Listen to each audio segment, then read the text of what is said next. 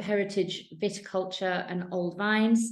Rosa is going to talk to us about reassessing viticulture through old vines, where past and present meets to innovate for a sustainable future in South Africa. Thank you for your patience, Rosa. I'm sorry we're a bit over time. I'm going to hand over to you. Please, everyone, submit your questions in the Q&A. I'm sure you'll have a lot of questions and we'll put them to Rosa at the end of her presentation. Thank you, Rosa. Wonderful to have you here with us. Thank you so much, Sarah. Good morning, everybody. Thanks, Sarah, for including the Old Vine Project of South Africa in this conference. And thank you, Nick and Olivia, the previous speakers. Very interesting. And it's always wonderful for me to see the love of old vines is shared across the world. And so, by the way, hello to anybody from South Africa that's listening in. Nice to see you. I'll tell you a little bit about the history just shortly, and then we'll go into the future. The OVP started informally in 2002 when I tasted old vine wines in Europe and imagined that old vine wines in South Africa might have the same potential to create wines of a different depth and structure and complexity. I found many vineyards in South Africa across the winelands in sometimes the most remote places during the last 21 years. I matched these with wonderful winemakers over the years that did justice to the history and the resilience of all these old vineyards. In 2016, as you can note on the graph presented, we formed a legal entity. And in 2018, our members started using the seal, verifying the age that a particular vineyard was planted. We'll talk about this a little 5 minutes later. Today, we have 140 members, and we have increased the hectares of old vines in our country with 30%. Since the OVP was, then the OVP has grown into many wonderful different directions, all with the same single aim, and that is to produce great wines in a sustainable system. It must be a sustainable system, not only a nice story. I have always strongly believed in developing the skills of the people that work with vines, especially, specifically, the pruning of old vineyards. We have done a lot of work in that regard, and we've had many pruning schools over the last 6 years, and have shown to improve the yield of these old vines substantially, sometimes doubling, sometimes even tripling the yield. In 2017, we developed this seal that shows, and that was the brainchild of one of our directors, Eben van Wyk. The seal is on the bottle of the wine, as you can see in the picture. That shows the age that the vineyard was planted. This planting date is verified by a South African industry body called SAVIS that keeps records of vines planted, all records of vines planted and wines produced in South Africa. I think we're the only country in the world that has this absolutely unbeatable system of verification. About 15 years ago, we identified some of the oldest vineyards in South Africa. We have 8 or 9, I can't remember exactly, vineyards dating back to 1900, but that we only started recording in 1900. So some of them, as we learn from the neighbors and from diaries and from the grandmothers, some of them were planted before that. We took cuttings from them, cleaned them up of all known virus, and we are in the process of propagating new planting material from them. This we do with very much the support of our local nursery, Vititech, and we have many different varieties in this process. The fundamental question, of course, and I'm sure Olivia would appreciate this, the fundamental question when you're propagating new material from very old vineyards is always, of course, will these young vines show the character of the old vines in the landscape they came from, or will it just be another clone? Well, we will have to wait and see. Then we have done various studies in South Africa on old vineyards. We have done 3 major studies so far. Firstly, a sensory study at Stellenbosch University that has shown that wines made from old vineyards, old vine Chenin specifically, has actually added new aromas to the existing known aromas of Chenin. New aromas not shown in wines made from younger vines. We did that with Dr. Helen Nieuwoud at Stellenbosch University and with the help of the Chenin Blanc Association of South Africa in Smit. The University of Stellenbosch Wine and Viticulture is working presently with the Old Vine Project into some new studies on old vines that are quite exciting, to say the least. Secondly, at the UCT University of Cape Town Business School, Dr. Jonathan Steyn has founded that old vine wines have founded a new category of wines in South Africa. That's on the sales and marketing side. A category of more valuable wines, wines that the consumer is prepared to pay an increased price for, which price would be specifically linked to the age of vines as shown on the seal. UCT, the university, is doing more ongoing work, also really exciting, I think, on economics and consumer perception on old vine wines.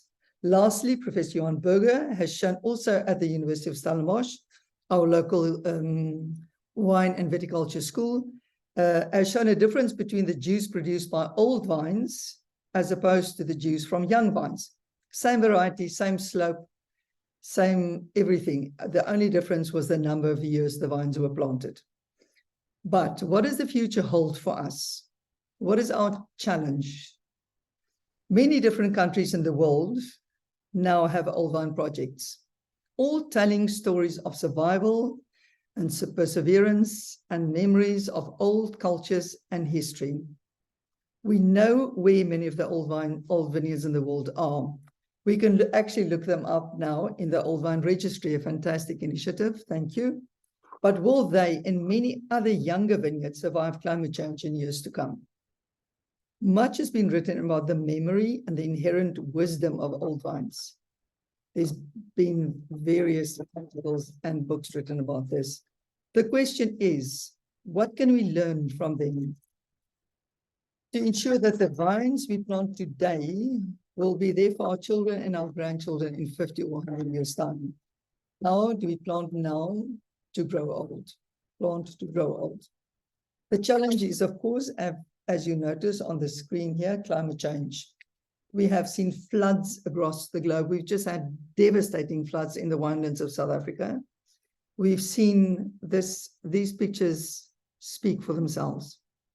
We have seen increased temperatures. This is just a snapshot we took, a screenshot we took from Instagram. I mean, if you look at it's all above 40 degrees. This is not good news for viticulture. Increased temperatures, we've seen changing rainfall patterns with drought and immediate reality in many areas. In South Africa, on an agricultural level, we work with various climatologists, and the Old Vine Project itself has had the privilege to work with Professor Stephanie Midgley, Senior Specialist Scientist at the Department of Agriculture, Western Cape. In a recent seminar, she's explained the climate factors at play in the wine-growing regions of the Western Cape factors that will most probably change the viticultural landscape of my country. These factors are, inter alia, proximity to the ocean, whether it's a warm or cold current. If you look at the graph, I find this fascinating. The altitude, the wind formations, emerging new rainfall patterns, decrease or increase from fog from the cold currents on the western coast, etc. And the different wine-growing regions in South Africa will be affected differently by climate change in years to come. Some areas will get more summer rain, as we have already seen in some areas in our country. Some areas will get less rain in total, and some areas that's been had the benefit of the late afternoon fog from the ocean will get less fog. Fog is drifting in from the sea. Global temperatures, as taken by Professor Midgley from the last IPC Intergovernmental Report on Climate Change, are predicted, global temperatures are predicted to increase 2 degrees by 2050, and even more so in South Africa. Shouldn't we go back to the previous slide, Nadia, please? It's a big difference if you go from 1.5 degrees global warming to 2 global warming to 4 degrees global warming. This is a devastating, and Mr. Guterres has spoken about this widely. The total rainfall will decrease in most of the wine-growing regions of the world, and cycles of drought can be expected in South Africa, similar to today's zero we had in Cape Town in 2018, where we had a 2-3 year cycle of drought. If this is true, if all these things are true, many of the best old vine sites in South Africa, which are mostly bush vines, or in other words, goblet pruned, and dryland farmed or unirrigated, might disappear within the next 20 or 30 years, purely because of increased heat and a lack of rain. This is not doom and gloom. What can we do about this? We have thought long and hard. We've worked a lot on this subject over the last couple of years. And there are some things, practical vineyard things we can do to fight this. First, this is a slide showing on the left. On the left is a map, a land survey map. And on the right is the actual vineyard. You can see that it's all planted to contours. Like in some of the oldest agricultural areas in the world where they use contours. This can decrease your need for an outside source of water for irrigation and increase the water in your dams and in your water tables. So less need for water from an outside source. The next is another land survey map of how we design some new vineyards now in South Africa. And this is more in Stellenbosch. Where am I at the moment? Sorry, this is the previous slide. Let's just go back one. This was an actual vineyard in Swartland, a very successful vineyard. It's 9 rows of vines, no compaction because there's no tractors between the rows, and sprayed from the outside with contours centralizing the water to a dam. The next slide is another development like this in Stellenbosch. If you can look at this closely, the black areas act as buffer zones of indigenous vegetation to enable the migration of wildlife. With the green areas, we create grazing for livestock that we use in our compost making. And the different lines of contour channels that redirect the water, all rainfall, to a single dam. There's not a drop of water that falls on this land that doesn't end up somewhere in a dam. This is specific to my country. I can only talk about my country. I don't talk about other countries because I don't work there, but I can talk about my country. In this process, I actually like this map, and it works. We've done half of this development, and it actually works quite well. We're combining old ways of farming, very old ways, with modern technology like TerraClim and Cape Farm Mapper. These tools use climatic data combined with soil maps and satellite imagery overlaid with local weather station data and viticultural requirements per area to assist farmers in the attempt to plant wiser. But why do we talk about this in any event? Why do we talk about this? Because we need to plant now to be able to grow old. Many of our ideas, and I hope Jamie Food is in the audience, and I would love to buy his new book. Many of our ideas are based on the principles of regenerative farming or some biodynamic farming principles, too many to discuss today. Most of these are based on principles of farming greener, closer to what nature wants, not what humans demand. You can look at this. Humus is essential and it acts as a reservoir for plant nutrients, for soil moisture. It forms a looser soil. It increases the soil's ability to utilize rainfall effectively. It encourages a more extensive root system, and we should farm with soil more in the light of climate change. Soil and roots below the ground, not only with leaves and shoots above the ground.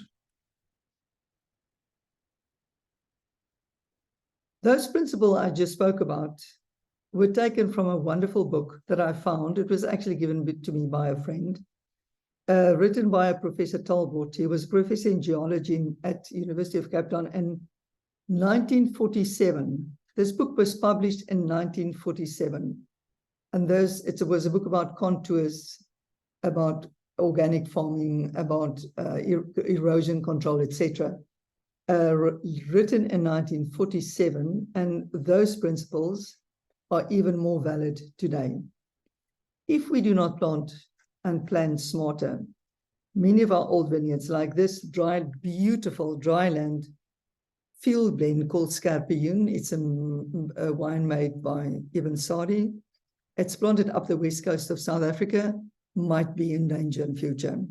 My request today, and when Sarah and Belinda asked me to do this presentation, I thought about this very seriously. My request today is that we all work together in our scientific or other research into old wines. There's amazing work that we've just heard, the amazing work that was done in different countries in the world.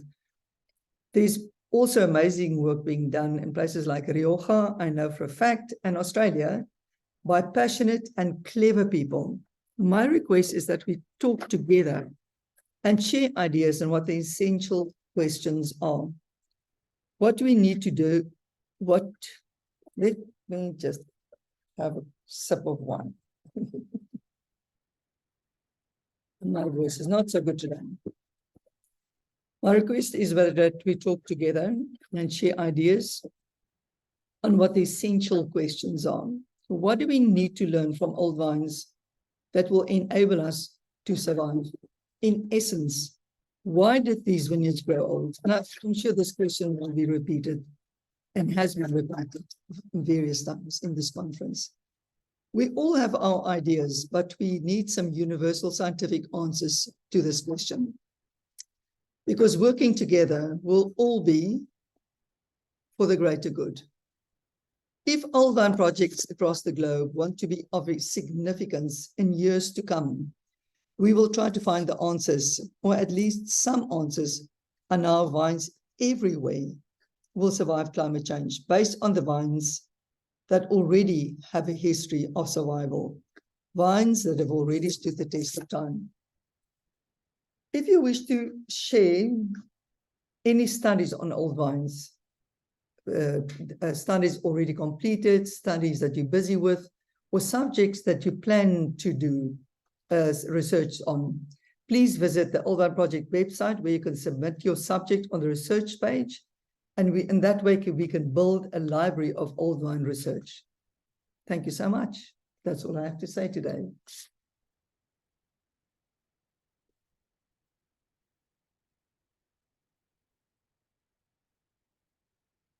Thank you. Thank you so much, Rosa. And we will share the link for the submission and the connecting with you. And I think, you know, all of the experience that you've gathered over many years, as well as the connections and the credibility you have, we really would love to facilitate any of those connections. And, you know, and also thank you for your great personal leadership in this. And I know you have a very strong team as well. In fact, I've just been emailed overnight by some of your colleagues in South Africa, and I hope it's okay to mention this because there's a big concern at the moment about a new prospecting application that's gone in for mining, which Andre Morgenthal is, your colleague is very engaged in actually raising to public attention. So we're also going to share that with our network as well, because all of these things are connected, and if it's harming vineyards, it's also harming agricultural land and so on. So I do have some questions from the audience that I'd just like to put to you. And one of them, I'm sorry, because I was chucked out of Zoom, so I've lost the question history, but I know that one question was how you manage the intervine rows when you're working with contoured vineyards. How do you manage the crops intervine? It depends on various factors. First of all, the cultivar or the variety. If it's bush vines, it's easy. You can plant high density between the contours and spray from the outside.